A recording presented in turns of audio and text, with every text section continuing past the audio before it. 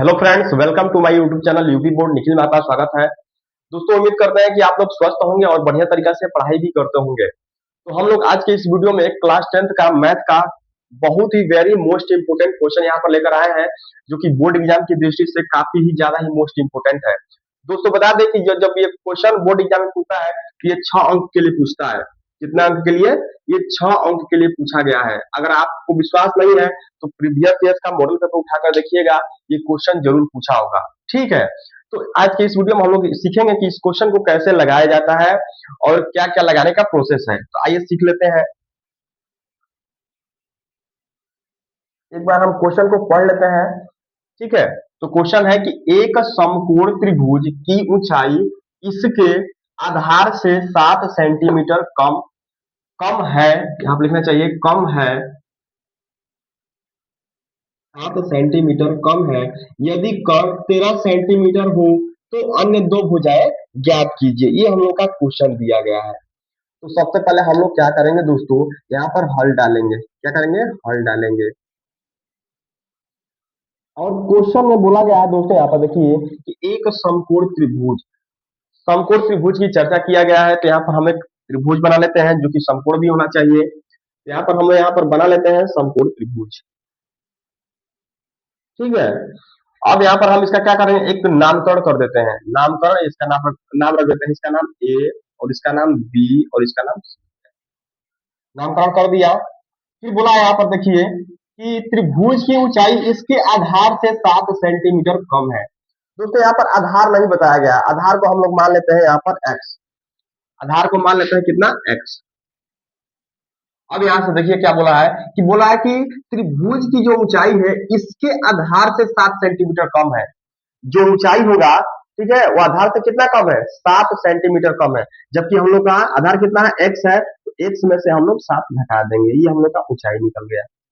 ठीक है, और यदि कर्ण 13 सेंटीमीटर, देखो हम लोग का कर्ण दिया है, जो इधर वाला ये क्या है? एसी कर्ण है। तो कर्ण कितना दिया है? 13। अब हम लोग क्या करेंगे, पाइथागोरस प्रमेय का एक सूत्र होता है, उसको भी हम लोग लगाएंगे यहाँ पर। ठीक है, तो आइए कर लेते हैं। लिखेंगे यहाँ पर पाइथागोरस प्रमेय का सूत्र। पाइथागोरस प्रमेय से, प्रमेय प्रमेय पाइथागोरस प्रमेय का क्या फॉर्मूला होता है दोस्तों? इसका होता है कर्ण का स्क्वायर बराबर लंब का स्क्वायर प्लस का आधार का स्क्वायर। ये हम लोग का सूत्र होता है। बस इसी सूत्र पर हम लोग क्या करेंगे, जो जो मान दिया है रख देंगे, हम लोग का आ जाएगा आंसर। देखिए यहाँ पर कर्ण कितना दिया है? 13 दिया है, 13 रख देते हैं। लंब कितना दिया है? तो x-7 दिया है। लंब को ऊंचाई भी बोल सकते हैं यहाँ पर। प्लस आधार कितना दिया है? तो x दिया है, x कर लेते हैं। फिर 13 का वर्ग कितना हो जाएगा? 169 हो जाएगा बराबर एक्स स्क्वायर, यानी कि देखिए यहाँ पर a माइनस बी का एक फॉर्मूला बन रहा है। a माइनस बी का एक फॉर्मूला बन रहा है। आप लोगों को पता होगा सूत्र क्या होता है? ए स्क्वायर प्लस का बी स्क्वायर माइनस का 2ab। ये किसका फॉर्मूला है? तो a माइनस बी का होल स्क्वायर का ये फॉर्मूला है। ठीक है, इतना। इसी फॉर्मूला का हम लोग यहाँ पर यूज करेंगे। x को मान लेंगे a और इसको मान लेंगे b। इसी पर तोड़ देते हैं। ए स्क्वायर यानी कि x का स्क्वायर प्लस b यानी कि 7 का स्क्वायर माइनस का 2a, क्या है? x है, गुणे प्लस में एक्स स्क्वायर है, एक्स स्क्वायर लिख दो। फिर यहाँ से करते हैं 169 बराबर एक्स स्क्वायर प्लस का 7 का वर्ग 49 माइनस 2 7 14 एक्स प्लस का एक्स स्क्वायर। ठीक है, अब यहाँ पर हम लोग फिर से एक बार करते हैं 169 बराबर एगो एक्स स्क्वायर, एगो एक्स स्क्वायर कितना हो जाएगा? देखिए यहाँ पर एगो एक्स स्क्वायर है, यहाँ पर भी एगो एक्स स्क्वायर है। जब आपस में जुटेगा तो 2 एक्स स्क्वायर हो जाएगा। कितना हो जाएगा? 2 एक्स स्क्वायर प्लस यहाँ पर 14 एक्स है और यहाँ पर प्लस का 49, ये बचा है। तो हम क्या करते हैं, यहाँ पर लिख देते हैं 49 माइनस का 14 एक्स। इतना हो गया ना? अब इधर से कर लेते हैं थोड़ा सा, देखिए यहाँ पर कर लेते हैं, हम लोग का इतना हो गया। अब हम लोग इधर कर लेते हैं, ठीक है। तो यहाँ पर क्या करेंगे, उतारेंगे 169। अब यहाँ पर देखो ये प्लस का 49 है, हम बराबर के इधर लाते हैं तो क्या हो जाएगा, माइनस का 49 हो जाएगा। बराबर में क्या बचा है, तो 2x² 2x² और माइनस का क्या बचा है, 14x बचा है ये। फिर 169 में से 49 घटा लेते हैं। 169 में से 49 घटाओ, यहाँ पर 169 में से 49 घटाएंगे तो कितना बचेगा, तो 9 में से 9 घटेगा 0, और 6 में से 4 घटेगा 2, यानी कि 120 बचा है। आप लिख लो 120 बराबर में 2x² माइनस का 14x। ठीक है। अब हम लोग यहाँ पर क्या करेंगे,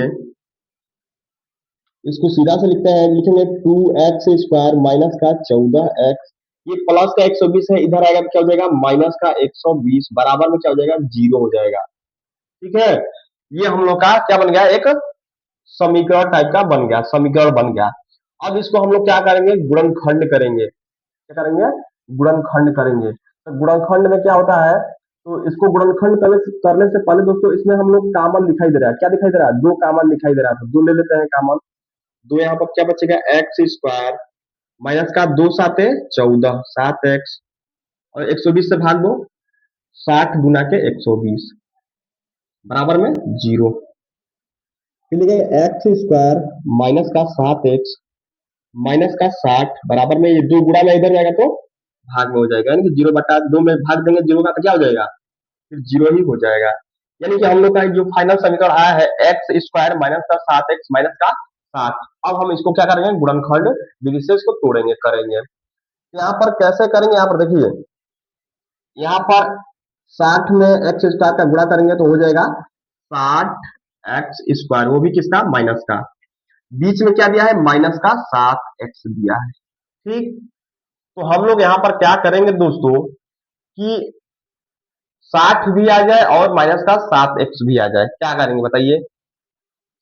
तो हम लोग यहाँ पर ऐसा करते हैं कि अगर 60 का लौसा लेते हैं, क्या करते हैं, 60 का लौसा लेंगे। यहाँ पर देखिए 60 का लौसा लेते हैं तो 30 दुना के 60, 15 दुना के 30, और 3 पाँचे 15, और 5 एकम 5, यानी कि 2 दुना के 4 और 5 दिया 15।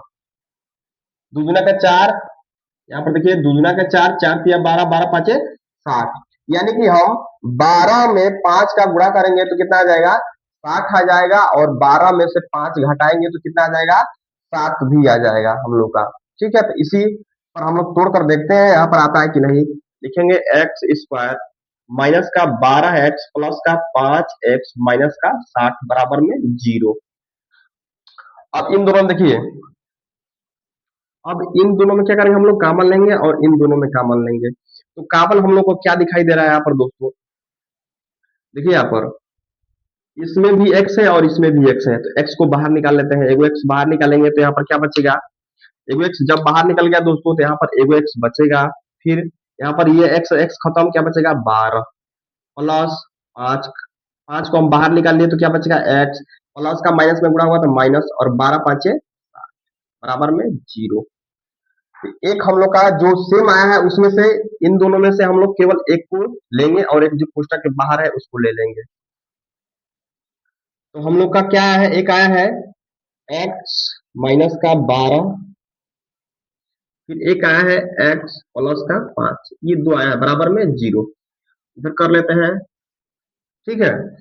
यहाँ पर करेंगे कि x माइनस 12 बराबर 0, तो x बराबर कितना आ जाएगा, प्लस का 12 आ जाएगा।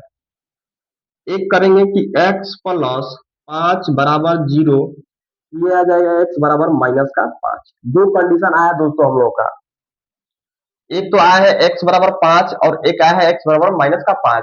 तो हम लोग को पॉजिटिव वाला जो होगा वही हम लोग का राइट आंसर होगा, पॉजिटिव वाला ही मान्य होगा, निगेटिव वाला मान्य नहीं होगा। x बराबर जो 12 है वही क्या होगा, हम लोग का राइट आंसर हो जाएगा। तो यहाँ पर हम लोग क्या करेंगे, जो x है, x के स्थान पर क्या रखेंगे, 12, क्या करेंगे, 12, और 12 में से दोस्तों 7 घटाएंगे कितना हो जाएगा, 5 हो जाएगा। इसका क्या आ जाएगा, ऊंचाई, ऊंचाई आ गया हम लोग का 5। ठीक है। और यहाँ पर क्या कर देंगे, जो आधार आ जाएगा हम लोग का, आधार आ जाएगा 12। तो हम लोगों ने क्या कर दिया, तीनों का मान निकाल दिया। ऊंचाई कितना आ गया, 5 आ गया। कौण कितना आ गया, 13 आ गया। और जो उसका आधार है कितना आ गया, 12 आ गया। ये हम लोग का क्वेश्चन क्या हो गया, पूरा सॉल्व हो गया। ठीक है, तो उम्मीद करते हैं कि आप लोग को पूरा अच्छा तरीके से समझ में आ गया होगा। नहीं आता है तो एक बार फिर से इस वीडियो को देखिए, जो कि 100% आपको समझ में आ जाएगा। ठीक है, तब तक के लिए धन्यवाद।